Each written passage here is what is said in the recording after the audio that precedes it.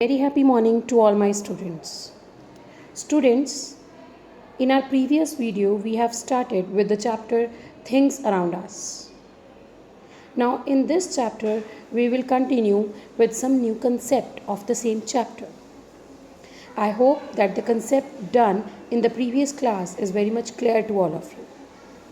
Now, students, we have done that all the living things need food.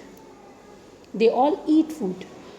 Now the question arises is that why we need food? What happens to food after digestion? So we need food and nutrition for our survival, and because the food provides us energy and nutrition. We need energy for our daily activities, and that energy is given to our body by the food that we eat. Plants also get their energy from the water that we give them, from the minerals taken from the soil. So all the living things need food for their survival.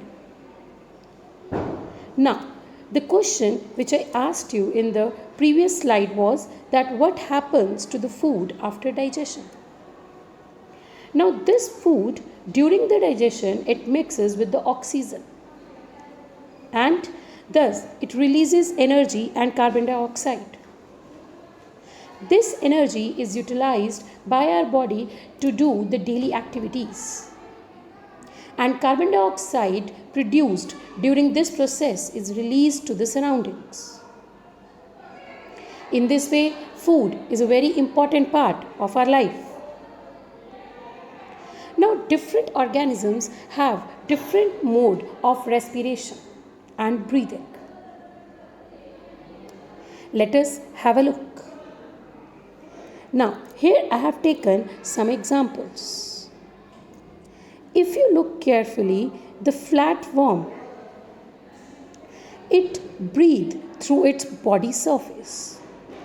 It takes in the oxygen, that oxygen is utilized in carrying out the various metabolic processes occurring in the body, and then the carbon dioxide produced during the respiration is released to the surroundings.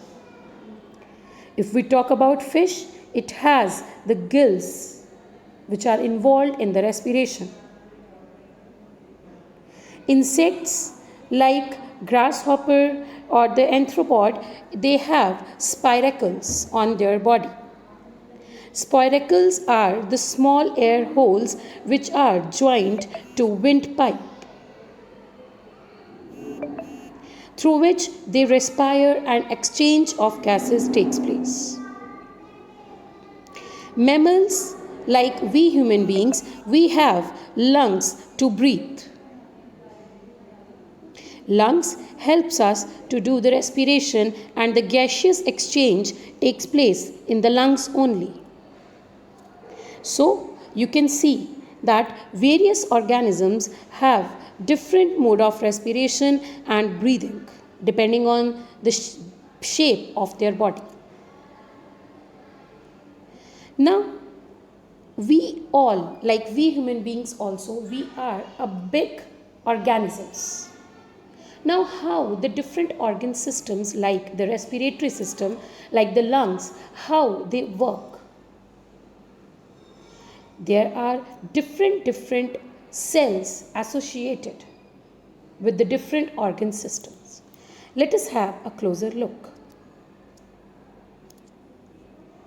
See, this is the structural organization in living things. That how their body structure is made, how the different types of cells are needed to carry out different types of functions in the body. Cells are the basic structural unit of organisms, or you can say these are the smallest particles available in our body. These cells, or you can say a particular type of cells, combine together to form tissues. Then the tissues, they combine together to form organs like kidneys, heart, lungs, intestines, all these. These all are the organs of our body. Then these organs, they combine together to form an organ system. Like our intestines, our liver, our bladder, they all combine together to form our digestive system. Blood capillaries, our heart, our lungs, they all combine together to make our circulatory system. So in this way, different organs, they combine together to make organ system. And then variable organ systems, they combine together to make one organism. Like in our body, we have respiratory system, we have circulatory system, we have excretory system. So a number of organ systems are involved to make the working of an organism. So I hope this concept of structural organization in living things is very much clear to all of you. So that's all for the today's class, students. Next we will do in the next class. Thank you. Have a nice day.